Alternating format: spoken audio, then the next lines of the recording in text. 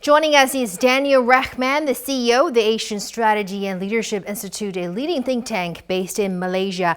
Thank you so much for joining us on CGTN, Daniel. So CGTN will co-host the Global Mayors Dialogue in Nanning, the capital of southern China's Guangxi Zhuang Autonomous Region. So in your view, how could stronger collaboration between ASEAN cities help with achieving shared goals such as green and digital development?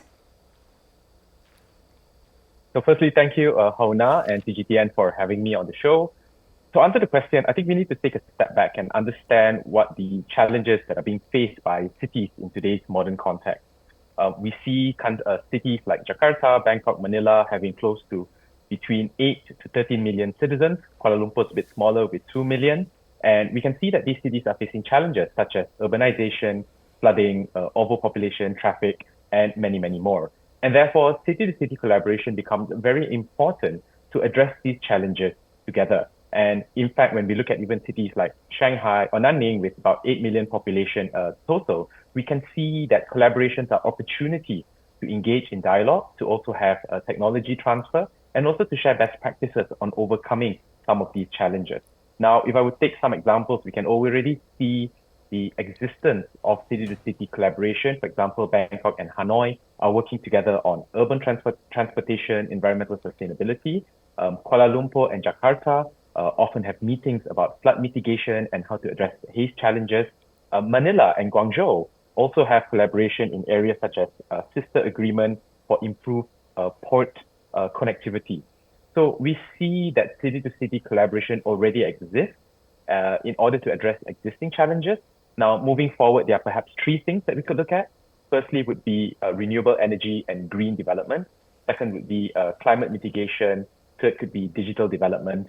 There's a fourth, in fact, culture to culture and educational exchanges. Daniel, ASEAN will upgrade its FTA framework this year. So as member countries seek closer cooperation at the national level, why are dialogues at the city level also important? So dialogues at the city level are really important because as we look at the UN Sustainable Development Goals, we understand that just over 50% of the global population already lives in urban areas. It is expected to increase to 70% by 2050. So what it also shows is that the results of free trade agreements will consequentially be most felt by cities, right? This is where a lot of the industries are. This is where the middle class is, or even people who are suffering from poverty. But this is also where supply chains, good governance, and digitalization will all take foot. Therefore, cities become a very important consideration factor within the free trade agreements that are being discussed. Of course, as we know, in the context of China and ASEAN, China is the largest trading partner for ASEAN and the third largest source of FDI. Therefore, if we see an upgrade in FTA, which would include supply chain connectivity, digital and green, customs, we think this is where city-to-city engagement can see a real impact and can see a real and tangible change for people on the ground. Because when we talk about this at the national level, it can be quite high level. And in the city, it's where the heart and soul of the people are and where industry is. China has been Malaysia's largest trading partner for 15 consecutive years. So China is also a major source for investment for your country. So under this context, what potential opportunities could the cities in the two countries explore? Right. Malaysia and China certainly have a very strong relationship, not just diplomatically, but also in trade.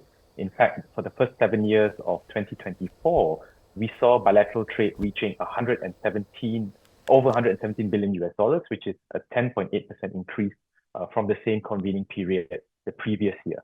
Whereas China's non-financial direct investment in Malaysia grew by about 28% to 1.28 billion within the same period of time.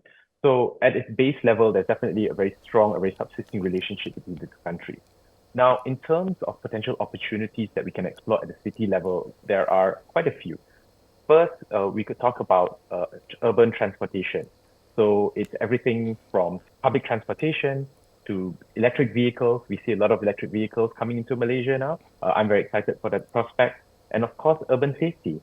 I remember when I was in Shenzhen a couple of years ago, it was very quiet because many of the vehicles were already electric. And I think that's something that's also really good, not just for urban planning, but also for environmental protection and for combating pollution. Now, the second area which we are very passionate for here in ASLI is looking at the human capital and talent development aspects. We know that, for instance, China has a large growing student population who are very global in nature and want to travel the world. So Malaysia, for example, is already home to about 40,000 students from China. And in time to come, it'll be nice to see the growth of Chinese students coming to Malaysia, specifically the Iskandar region in Johor, but also more Malaysian students going to China and learning there. In fact, I met a few when I was there a couple of years back. One area that we can see a lot of exchanges currently happening is in the TVET space, or the vocational education and training. So recently, initiatives like the Malaysia-China Youth TVET program, or the MCYTT, have seen 1,700 Malaysian students benefiting by going to China. But at the same time, it's also expected that another 5,000 will benefit from this program. And there will be talent exchanges in this space in the areas of solar energy, artificial intelligence, and cybersecurity.